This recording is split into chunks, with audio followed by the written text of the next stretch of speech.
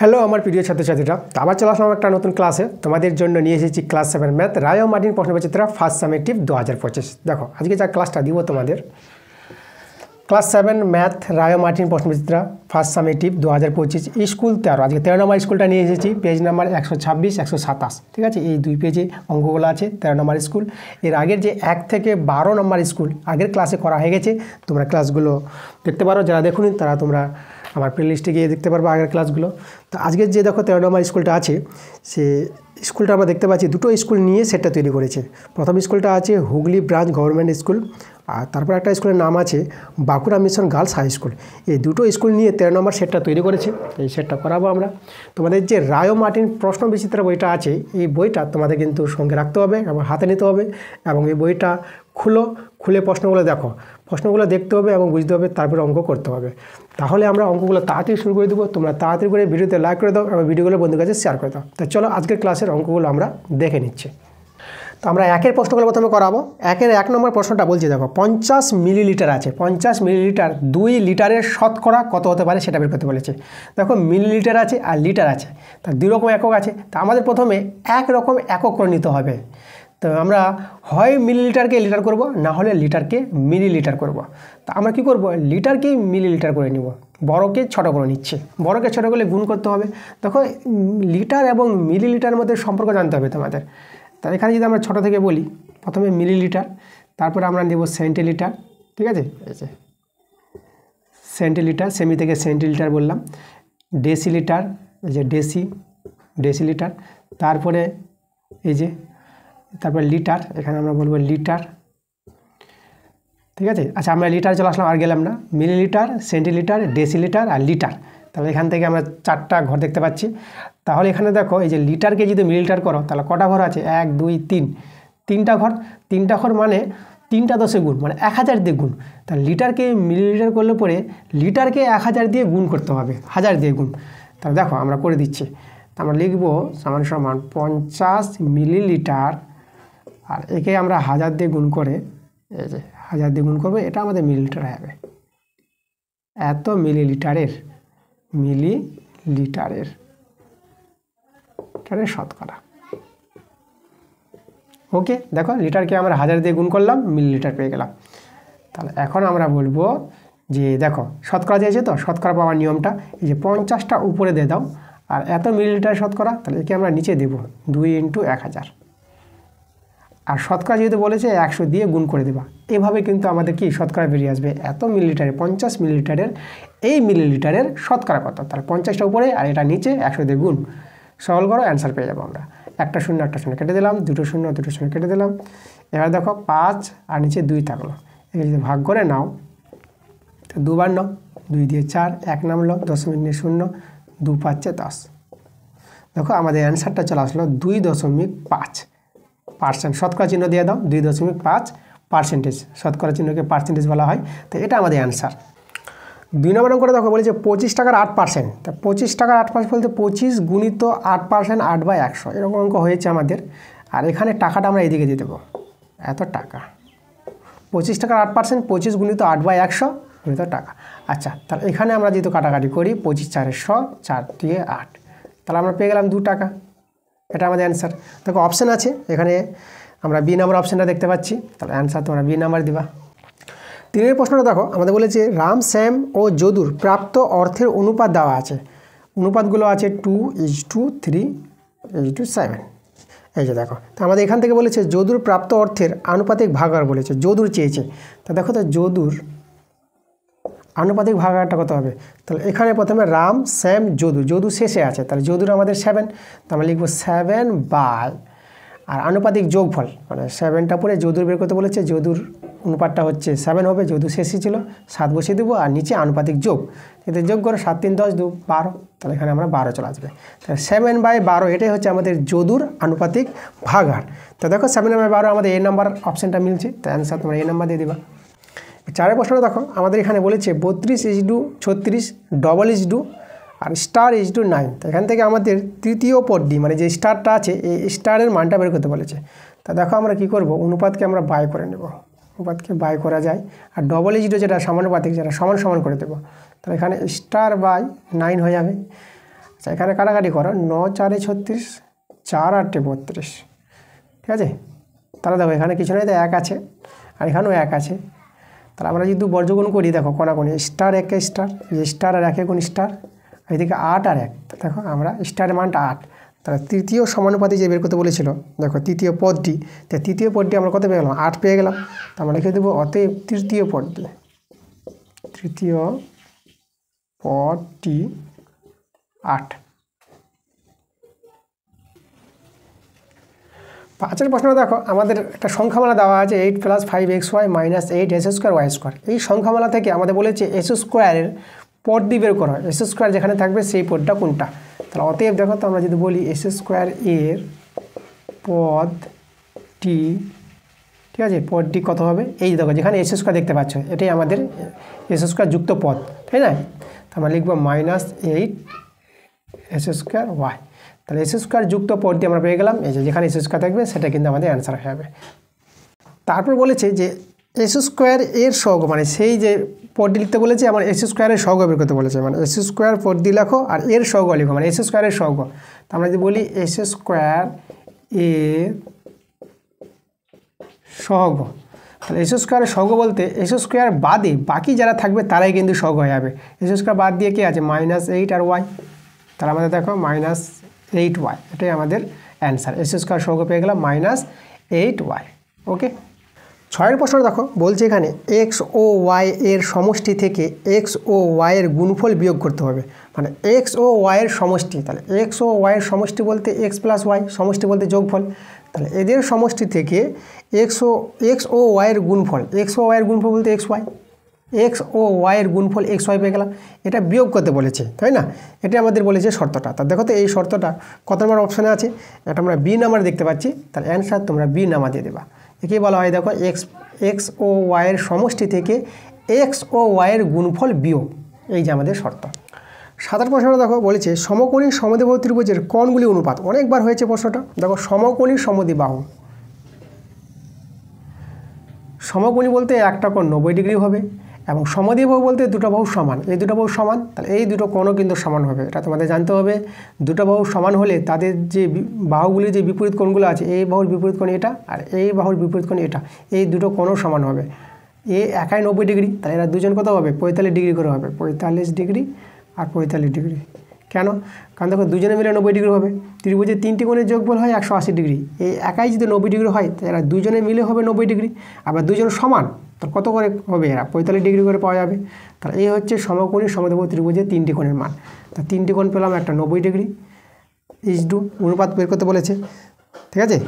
আচ্ছা আমরা যদি বলি আগে 45 ডিগ্রিটা নিচ্ছে, এখানে দেখো আগে 45 ডিগ্রি নিলাম, 45 ডিগ্রি 90 ডিগ্রি, তারপর নিলাম আমরা 45 ডিগ্রি।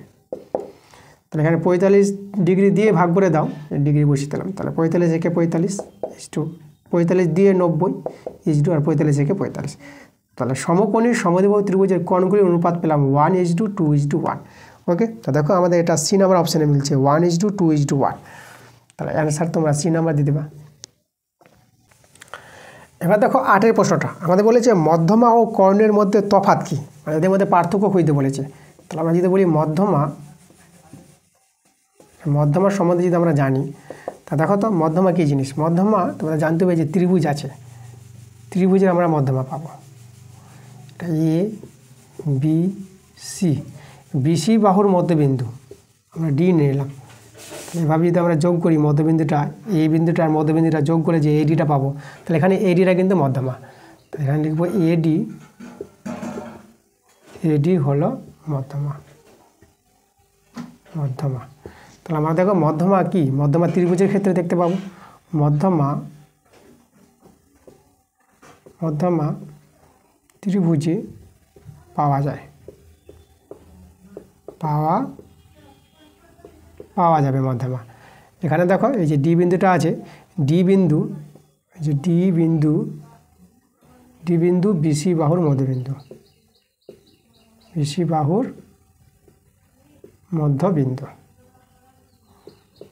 মধ্যবিন্দু যদি ডি বিন্দুটা বিসি বাহুর মধ্যবিন্দু হয়, তাহলে যে এডিটা আমরা যোগ করলাম, এডিটাকে বলা হয় মধ্যমা, এটা হচ্ছে আমাদের মধ্যমা। এবার কর্ণ, দেখো কর্ণ জিনিসটা কি, কর্ণ পাওয়া যায় চতুর্ভুজের ক্ষেত্রে এই যে আমরা যদি একটা চতুর্ভুজ যে কোনো তৈরি করি বর্গক্ষেত্র বা আয়তক্ষেত্র, তাহলে এই যে নাম দিয়ে দেবো এ বি সি ডি। তাহলে দেখো তো এ সি একটা কর্ণ আর বিডি একটা কর্ণ। তাহলে আমরা দেখো চতুর্ভুজে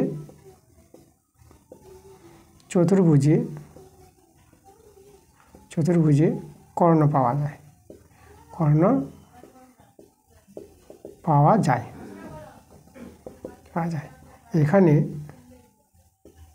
এখানে আমরা এবিসিডি একটা চতুর্ভুজ নিয়েছি, এখানে এবিসিডি চতুর্ভুজের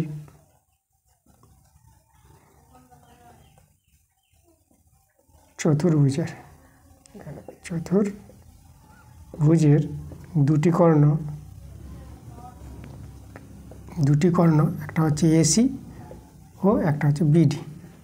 ঠিক আছে, এই হচ্ছে আমাদের কর্ণের ধারণা।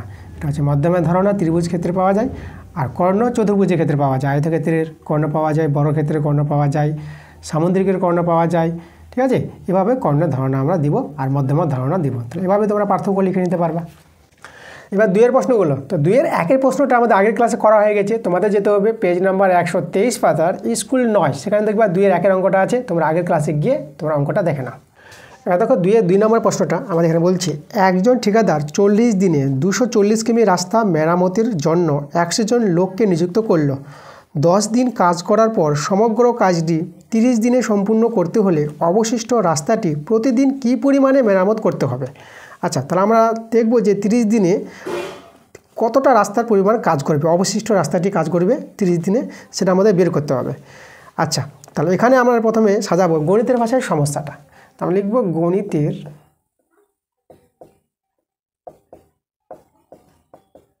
ভাষায় সমস্যাটি হলো, আমাদের এখানে দেখতে হবে, দেখো দিন সংখ্যা আর রাস্তার পরিমাণ এই দুটো জিনিস আছে। লোকজন কিন্তু ফিক্সড 100 জন লোক নিয়ে এসেছিল, কিন্তু দিন সংখ্যা আর রাস্তার পরিমাণটাই আছে আমাদের দুটো সম্পর্ক। তা আমরা লিখব প্রথমে দিন সংখ্যা আর রাস্তার পরিমাণ বের করতে বলেছে। তো আমরা লিখব রাস্তার পরিমাণ, কতটা রাস্তা মেরামত করবে তার কাজের পরিমাণটা। প্রথমে দেখো দিন সংখ্যা 40 দিনে, ঠিক আছে, কত কিমি রাস্তা করছে আমাদের, এই যে দেখো 240 কিমি। আচ্ছা, এটা আছে আমাদের এককটা কিমিতে আছে, কিমি। তাহলে 40 দিনে আমাদের রাস্তার যে কাজ হচ্ছে কত কিমি, 240 কিমি। 40 দিনে কাজ হয় 240 কিমি। এবার বলছি অবশিষ্ট কাজ করার পর যে বাকি কাজটা 30 দিনে সম্পূর্ণ করবে। 30 দিনে কতটা কাজ শেষ হচ্ছে, রাস্তার কতটা কাজ, সেটা আমরা বের করব। আমরা ধরে নেব সেটা হচ্ছে এক্স পরিমাণ রাস্তায়। ঠিক আছে, এটা আমরা ধরে নিলাম 30 দিনে এক্স পরিমাণ রাস্তার কাজ শেষ হবে। তো এটা আমরা বের করবো এক্সের মানটা।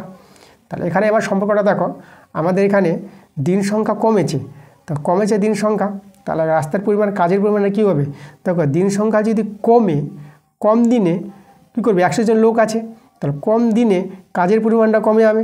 তাহলে এখানে দিন সংখ্যা কমলে এই যে কাজের পরিমাণ, রাস্তার পরিমাণও কাজটা কিন্তু কমে যাবে। তাই এটা আমাদের কি সরল সম্পর্ক আছে। তাহলে এখানে আমরা দেখো সম্পর্কটা যদি সরল সম্পর্ক, আমরা লিখে দেব সরল সম্পর্ক রয়েছে কাদের মধ্যে, দিন সংখ্যা ও রাস্তার পরিমাণের মধ্যে সরল সম্পর্ক রয়েছে। দিন সংখ্যা কমলে আমাদের রাস্তার পরিমাণটা কমে যাবে, কম দিনে কম কাজ করবে, তাই না। তাহলে এখানে দেখো তো, তাহলে সম্পর্কটা যদি সরল সম্পর্ক হয় তো তোমরা লিখতে পারবা 40/30 সমান আর 240/x। তাহলে এখান থেকে আমরা যদি বাই করে নিই 40/30 সমান আর 240/x। এবার আমরা কাটাকাটি করব, এখানে 4 দিয়ে কাটাকাটি করতে পারো, এই যে 4 দিয়ে করবো 4 6 24 আর এটা শূন্য বসে যাবে। তাহলে আমরা দেখো তো এখানে আমাদের কিছু নাই, এক আছে এক্স একে এক্স, এটা আছে বর্জ্যগুণ কোনাগুনি গুণ, আর 60 আর 3 গুণ করে নেবা, 6 3 18 আর এই শূন্যটা বসে গেল। তাহলে দেখো 30 দিনে আমাদের যে এতটা পরিমাণ 180 কিমি রাস্তার পরিমাণ কাজ শেষ হবে। তাহলে এবার দেখো 30 দিনে যদি করে, দেখো 30 দিনে কাজ হয় 180 কিমি। তাহলে আমাদের বলেছে এই যে প্রতিদিন, তাহলে একদিনে, তাহলে একদিনে কাজ হয় 180কে 30 দিয়ে ভাগ করে দাও, তাহলে প্রতিদিনের কাজের পরিমাণটা পেয়ে যাবো আমরা। এটা 0 কেটে দিলাম, এটা 6, দেখো 6 কিমি কাজ হবে, 6 কিমি। তাহলে আমরা অতএব যে লিখে দেবো যে বলেছিল যে প্রতিদিন কি পরিমাণ মেরামত হবে, তো প্রতিদিন 6 কিমি, 6 কিমি মেরামত হবে রাস্তাটা, প্রতিদিন 6 কিমি রাস্তা মেরামত হবে। তাহলে অ্যান্সার কিন্তু আমাদের 6 কিমি। এবার দেখো 3 প্রশ্নটা আমাদের বলছে দেবব্রত বাবু চাকুরি থেকে অবসরের সময় প্রভিডেন্ট ফান্ড থেকে 17,70,000 টাকা ও গ্র্যাচুইটি বাবদ এখানে আছে দেখো 12 লক্ষ টাকা পেলেন। এই দুটো টাকা পেয়েছে দুই জায়গা থেকে। তাহলে ওই সমগ্র টাকা তিনি নিজে নেবে এবং স্ত্রী এবং পুত্র কন্যার মধ্যে দেখো একটা অনুপাতে ভাগ করছে। এবার হিসাব করে দেখি যে প্রত্যেকে কত টাকা পাবে সেটা বের করতে বলেছে। তা তিনি মোট কত টাকা পেলেন সেটা বের করে নিই, দুটো টাকা যোগ হবে। তাহলে তিনি মোট পেলেন, দেখো দুটো টাকাকে যদি যোগ করে নাও তাহলে আমাদের যে টাকা দুটো আছে, একটা আছে 17,70,000, এখানে 3টা শূন্য হবে, প্লাস একটা আছে 12 লক্ষ, তাহলে এখানে আমাদের 5টা শূন্য হবে। এই যে 12 লক্ষ টাকা, এত টাকা তিনি মোট পেয়েছেন। তো চলো যোগ করি। আচ্ছা, এখানে আমরা 4টা শূন্য বসে দাও, 1 2 3 4। এবার 5 নাম্বারে দেখো, 5 নাম্বারটা চলে আসবে 7-এর কাছে, তাহলে এটা 7 নেমে যাবে, আর 2 আর 7 যোগ করে 9 পেয়ে যাবে, আর 1 1 2। তাহলে এই টাকাটা হয়ে গেল, এটাকে আমরা বলবো 29,70,000 টাকা।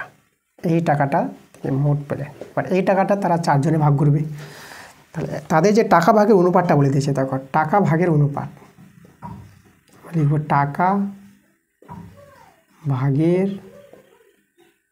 অনুপাত কি অনুপাতে টাকাটা ভাগ করছে, এখানে আছে নিজে ভাগ করবে, এই যে 2/1/2, তারপরে আছে 1/3/4 H2, আবার আছে 1/1/4 H2, আবার 1/1/4।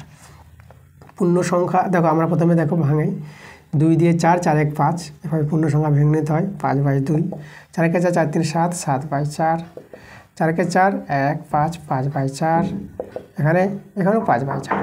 দুটোর মধ্যে একই আছে, মানে এখানে এই যে পুত্র কন্যার যে টাকা দিয়েছিল সমান টাকা দিয়েছিল বলে অনুপাতটা সমান আছে। এবার আমরা কী করবো, এদেরকে পূর্ণ সংখ্যা করে নেবো। পূর্ণ সংখ্যা করার নিয়ম, হরগুলো লসাগু করো, লসাগু করলে 4 পাবা, 4 দিয়ে গুণ করো। তা 4 দিয়ে গুণ করে দেখো তো,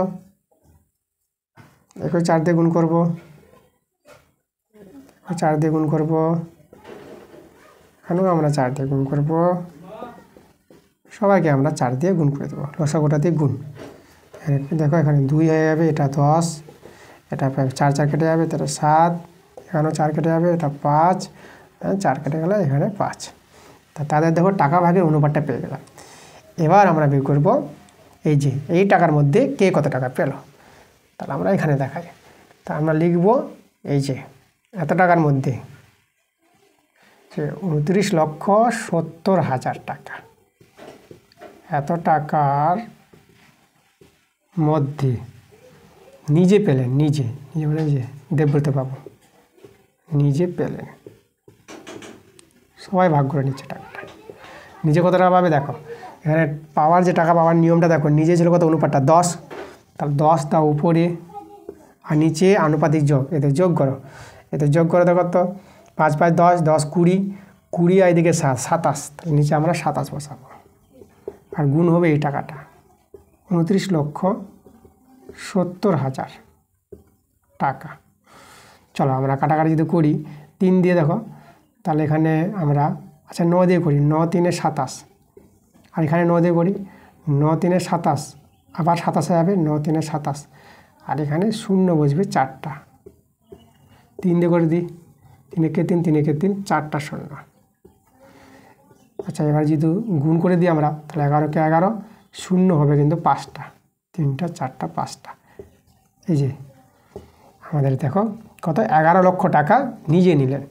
এবার তারপরে কাকে দিচ্ছে, স্ত্রীকে, তাহলে স্ত্রীকে দিলেন বা স্ত্রী প্লেন। এবার লিখব আমরা স্ত্রী প্লেন। স্ত্রী প্লেন কত? এবার দেখো আমরা আর কাটাকাটি করবো না। স্ত্রীর কত ছিল 7, 7 আর এই যে কাটাকাটিটা 11, এটা কত আছে?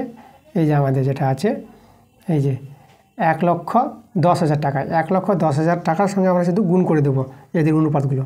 তাহলে 7 গুণিত এই যে 1,10,000 মানে 11 4টা 0। এভাবে সহজভাবে বলে দাও 11 4টা 0 এত টাকা।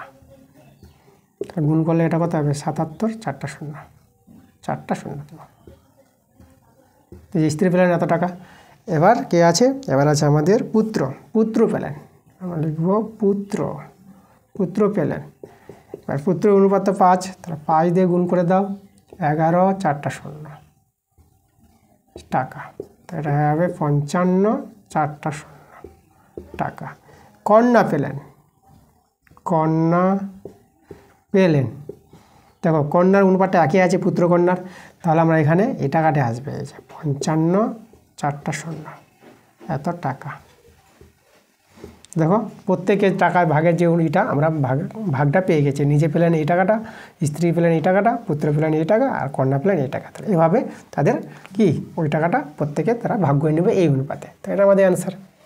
দেখো 2-এর 4 নম্বর অঙ্কটা, আমাদের এই অঙ্কটা আগের ক্লাসে করা হয়েছে। তোমাদের যেতে হবে পেজ নম্বর 121 পাতার স্কুল 7, সেখানে দেখবা 3-এর 2 নম্বর অঙ্কটা আছে। তোমরা সেই ক্লাসটা দেখো এবং অঙ্কটা বুঝে নাও। এবার দেখো 5-এর প্রশ্নটা এখানে বলছে 1 ডজন ডিমের দাম 48 টাকা হলে 32টি ডিমের দাম কত? আচ্ছা 1 ডজন ডিম জানতে হবে কতটি, তা আমরা লিখব 1 ডজন ডিম সমান 12টি ডিম। 1 ডজন বলতে 12টি ডিম। তাহলে এখানে 1 ডজন ডিমের দাম বলতে 12টি ডিমের দাম দেওয়া আছে, তাহলে আমরা লিখব 12টি ডিমের দাম দেওয়া আছে কত? 48 টাকা। 12টি ডিমের দাম 48 টাকা। তাহলে একটি ডিমের দাম উইকিং নিয়মে করছে, দেখো কত হবে? এটা ভাগ হবে, একটি ডিমের দাম কম হবে এত টাকা। আর কতটি ডিমের দাম চেয়েছে? 32টি। তো 32টি ডিমের দাম 48/12, এটা আমাদের কি একটির দাম যা হবে 32টির দাম বেশি হবে, তাহলে এটা গুণ করে দেবা। একে কম হয় আর এই যে 32-এ বেশি এত টাকা। আচ্ছা 12 4 48, 4 দিয়ে গুণ করো, 4 দিয়ে 8, 4 3 12, তা দেখো 128 টাকা পেয়ে গেলাম। তাহলে 32টি ডিমের দাম বের করতে বলেছিল, তো একবার লিখে দাও। তা আমরা লিখে দেবো 32টি, অতএব 32টি ডিমের দাম 32টি ডিমের দাম 128 টাকা। এবার দেখো 3-এর প্রশ্নগুলো। তো 3-এর 1-এর প্রশ্নটা আমাদের ভাগ করতে বলেছে, বলছে এতকে এই যে এত দিয়ে ভাগ করতে বলেছে। তাহলে যদি ভাগ করতে বলেছে দেখো, তা আমরা ভাগ চিহ্ন দিয়ে দিয়েছি। এতকে কে ছিল এখানে, কে থেকে ভাগ দিয়ে দিলাম। এবার ভাগ আমরা করবো, দেখো বাই করে নেব। ভাগ্যে বাই করা যায়, এটা বাই এটা। তাহলে এখানে দেখো উপরে আছে -45 x³ y² plus 40 s² y³ -25 x³ y³ উপরে থেকে গেল। আর নিচে এই যে ভাগের জন্য বাই করলাম, আর এটা নিচে বসে দেবো। তাহলে এখানে আমাদের আছে 5 s² y²। এবার উপর থেকে কমন নাও, দেখো আমরা 5 কমন নিতে পারবো, আর s² কমন যাচ্ছে, আর y² কিন্তু কমন যাচ্ছে। তাহলে আমরা কমনটা নিচ্ছি 5 s² আর y²। তাহলে এখানে দেখো মাইনাসটা থাকে যাবে, কমন বলতে 5 দিয়ে ভাগ করো, 45কে 5 নাও 45। আর এখানে দেখো x³ আছে, দুটা নিয়েছি s², তাহলে একটা থাকবে x, y² থাকবে না, y² থাকবে না, প্লাস এবার 5 8 40, আর এখানে s² চলে গেল, এখানে একটা y থেকে যাবে, y³ আছে -5 5 25, এখানে একটা x থাকবে আর একটা y থেকে যাবে। আর নিচে ছিল আমাদের 5 s² y²। এবার লক্ষ্য করো এই যে 5 s² y², এখানে দেখো 5 s² y² মিলে গেছে, তো এটা কেটে দাও। তাহলে আমাদের থেকে গেল -9x প্লাস 8y -5xy। এটা আমাদের অ্যান্সার। এবার 2 নম্বরটা দেখো আমাদের গুণ করতে বলেছে। আমাদের আছে 4/3 s² yz গুণিত 1/3 y² z³ s² গুণিত -6 x³ y³ z²। দেখো গুণ আছে, তোমরা গুণ আর মাইনাস পাশাপাশি থাকলেও কোনো অসুবিধা নাই, আমরা বন্ধনী না দিলেও হবে, বন্ধনীগুলো উঠিয়ে দিয়েছি। তো দেখো আমরা কাটাকাটি করব, কাটাকাটি বলতে উপর নিচে কাটাকাটি করতে পারো। এই যে 3 2 এ 6 এটা কেটে দিলাম আমরা। আর আমরা দেখতে পাচ্ছি কাটাকাটি তাহলে যাচ্ছে না, তাহলে 4 2 এ 8। এবার চিহ্ন দেখে নাও, এই যে একটা মাইনাস আছে, তাহলে আমরা সমান সমান চিহ্ন কিন্তু মাইনাস হয়ে যাবে। 4 2 এ 8 করে দিলাম আর নিচে 3। দেখো সংখ্যার কাজ কমপ্লিট। এবার রাশিগুলো গুণ করো। দেখো রাশিগুলো এক্স স্কোয়ার আছে, এক্স দেখো এখানে দুটা এক্স স্কোয়ার, এখানে এক্স স্কোয়ার, এখানে দুটা, আর এখানে এক্স কিউব। তাহলে এক্সটা রেখে দিয়ে পাওয়ারগুলো যোগ করে দাও, কারণ মূল সংখ্যা সমান হলে পাওয়ার যোগ হয়। তাহলে 2 2 4, 4 আর 3 7, তাহলে এক্সের পাওয়ারে 7। এবার ওয়াই দেখো, ওয়াই আমরা লিখে দিলাম, ওয়াই এখানে একটা, এখানে ওয়াই দুটা, তারপর হলো 3টা, এখানে ওয়াই 3টা, 3টা 3টা 6টা, তাহলে ওয়াই হয়ে গেল 6টা। এবার জেড লিখে দাও, জেড কটা আছে দেখো, জেড একটা, এখানে জেড 3টা, এখানে জেড 2টা, তাহলে 1 3 4, 4 আর দিকে 2 6, তাহলে এখানে জেডের পাওয়ারে 6 বসে যাবে। তো এদের গুণফলটা আমরা এটাই পেয়ে গেলাম, -8/3 x to the power 7 y to the power 6 z to the power 6, এটা আমাদের অ্যান্সার। 3 প্রশ্নটা দেখো, এটাও আমাদের গুণ করতে বলেছে, তো কমা ছিল, কমাগুলোর জায়গায় আমরা গুণ চিহ্ন বসিয়ে দিয়েছি যেহেতু গুণ করতে বলেছে। তাহলে দেখো আমাদের আছে -36/25 a স্কোয়ার c, কমা জায়গায় গুণ দিয়ে দিয়েছি, 5/9 a b স্কোয়ার, কমা ছিল, কমা জায়গায় গুণ দিয়ে দিয়েছি, -7/4 b c স্কোয়ার। এদের আমাদের গুণ করতে হবে। আগে সংখ্যাগুলো দেখো, যেহেতু কাটাকাটি যায়, এই যে 5 5 এ 25 কাটাকাটি করলাম। এবার 9 4 এ 36, এই যে 9 4 এ 36, এভাবে কাটাকাটি করতে পারো। আর এই 4 আর 4 দেখো, এই 4 আর 4, এটা 4 4 কেটে দিলাম। আর তো কাটাকাটি যাচ্ছে না। এবার দেখো সমান সমান গুণ করে নিচ্ছি, মাইনাস মাইনাসে গুণ হবে, মাইনাস মাইনাসে প্লাস, প্লাস আমরা দিলাম না প্রথমে, আর উপরে 7, উপরে 7 থেকে গেলো, আর নিচে 5, তাহলে এই যে 7/5। এবার দেখো আমরা রাশিগুলো গুণ করব। তাহলে এ দেখো এখানে আছে, এখানে আছে, দুই জায়গায় আছে, তাহলে এ স্কোয়ার আছে, এ আছে, তাহলে এ কিউব হয়ে যাবে, এখানে দুটা, একটা 3টা। এবার বি দেখো, বি স্কোয়ার, এখানে বি, তাহলে এখানেও বি কিউব দিয়ে দেবো আমরা। আর সি স্কোয়ার, তাহলে এখানে আমাদের সি কিউব হয়ে যাবে। তা দেখো এদের গুণফলটা পেয়ে গেলাম 7/5 a cube B cube C cube, এটা আমাদের অ্যান্সার। এবার দেখো 4 নম্বর প্রশ্নটা আমাদের বলেছে এই যে এর সঙ্গে কত যোগ করলে এটা হবে। এখানে দেখো আমি যদি উদাহরণ দিয়ে বলবো যে তোমাদের 3-এর সঙ্গে কত যোগ করবা যে 5 হবে, 3-এর সঙ্গে কত যোগ করবা যে 5 হবে। তা তোমরা সহজে বলে দিতে পারো স্যার 2 যোগ করবো, কারণ 3 2 5, তো 2টা আসছে কী করে, 5 থেকে 3 বিয়োগ করে 2 আসছে, এই যে 5 থেকে এটা থেকে 3 বিয়োগ করো 2 পেয়ে যাবা। তাহলে আমরা এখানেও আমরা দেখো এর সঙ্গে কত যোগ করলে এটা হবে, তো আমরা এটা থেকে এটা বিয়োগ করে দেবো, এটা থেকে, যে আমরা 5 থেকে এটা বিয়োগ করেছি 3টা, তাই এখানে আমরা এটা থেকে এটা বিয়োগ করবো। তাহলে দেখো তো, তাহলে অতএব আমরা এই যে লিখছি -14 s square plus 11x minus 3, এটা থেকে এটা বিয়োগ দেবো, তাহলে আছে -8s square plus 8x plus 1। চলো এবার বন্ধনী উঠাবো আমরা, 14s square plus 11x minus 3, এবার মাইনাস দিয়ে গুণ করলে চিহ্নগুলো পাল্টে যাবে, মাইনাস মাইনাসে plus 8s square minus 8x minus 1। এবার সদৃশ রাশি যোগ বিয়োগ করো, দেখো -14, এটা +8 বিয়োগ হবে, চিহ্ন কিন্তু মাইনাস হবে, যে বড় তার চিহ্ন বসাবা।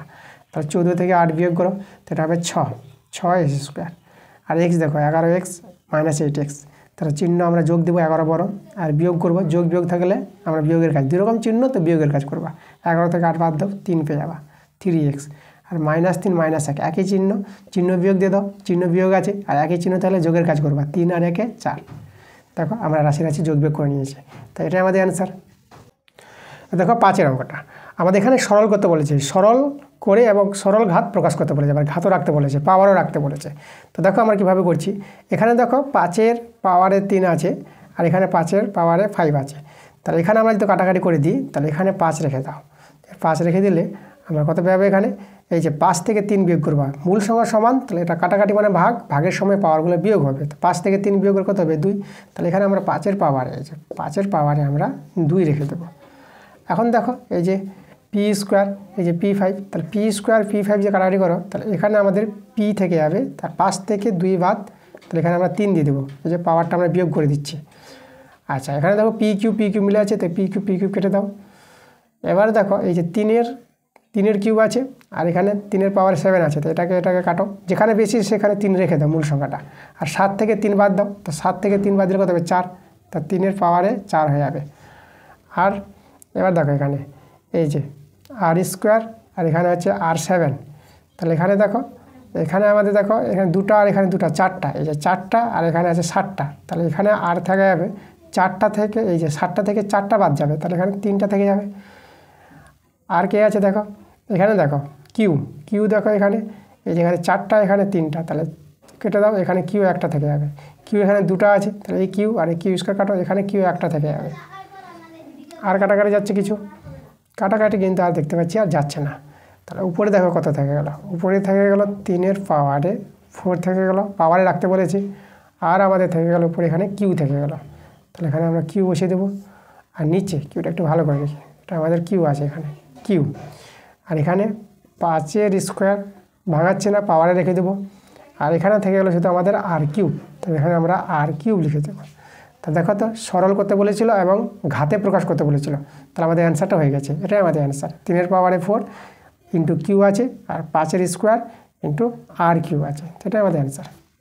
6 নম্বরে দেখো আমাদের সরল করতে বলেছে, তাহলে আমরা দেখো 3s স্কোয়ার আছে রেখে দেবো, আর এক্স দিয়ে গুণ করে দাও, এটা হবে s square plus 2x minus 3x দিয়ে গুণ করবো, তাহলে 6 হবে 3 দিয়ে 6, আর s স্কোয়ার পেয়ে যাবা x স্কোয়ার মাইনাস প্লাস এটা মাইনাস হয়ে যাবে, আর 3x আর একে গুণ করলে 3x। এবার সদৃশ্য রাশিগুলো যোগ বিয়োগ করো, দেখো s স্কোয়ার এখানে দেখো কটা, এখানে 3টা একটা 4টা, আর এখানে আছে -6টা, তাহলে -6টা থেকে 4টা চলে যাবে, এখানে মাইনাস হবে 6 বড়, আর 6 থেকে 4 চলে গেলে এখানে থাকবে 2s স্কোয়ার পেয়ে গেলাম। এবার এটার সঙ্গে এটা দেখো তো, এখানে -3x আর প্লাস 2x, এটা বিয়োগ হবে, চিহ্ন মাইনাস হবে 3 বড়, আর বিয়োগ হলে দেখো 3টা থেকে 2টা চলে গেল, তাহলে একটা x, তো এটা আমাদের অ্যান্সার। আর দেখো 4 অঙ্কগুলো, তো 4 অঙ্কগুলো স্কেল পেন্সিলের কম্পাসের সাহায্যে আমাদের কোণগুলো অঙ্কন করতে বলেছে। তো এই কোণ অঙ্কনগুলো আমাদের আগের ক্লাসে হয়ে গেছে, তোমরা আগের ক্লাসগুলো দেখো, তোমরা অঙ্কগুলো কিন্তু বুঝতে পারবা। কোণ অঙ্কন খুবই সহজ, তবু যদি তোমাদের বুঝতে অসুবিধা হয়, যদি তোমরা না করতে পারো, তাহলে কমেন্টে জানাবো আমাকে, আমি কিন্তু তোমাদের পরের ক্লাসে করে দেওয়ার চেষ্টা করবো। তাহলে এই ছিল আমাদের আজকের ক্লাসের সব অঙ্কগুলো, সব অঙ্ক করে দিয়েছি তোমাদের, কোনো জায়গায় অসুবিধা নেই। যদি তোমাদের ডাউট মনে হয়, কোনো অঙ্ক সমস্যা হয়, তো সেই অঙ্কের নাম্বারটা কমেন্টে মেনশন করে তোমরা কমেন্ট করতে পারো। ওকে, তো ঠিক আছে, তোমরা ভিডিওতে লাইক করো, ভিডিওগুলো শেয়ার করো এবং মন দিয়ে ক্লাসগুলো দেখতে থাকো। দেখা হচ্ছে তোমাদের সঙ্গে পরের ভিডিওতে, তোমরা সবাই ভালো থেকো।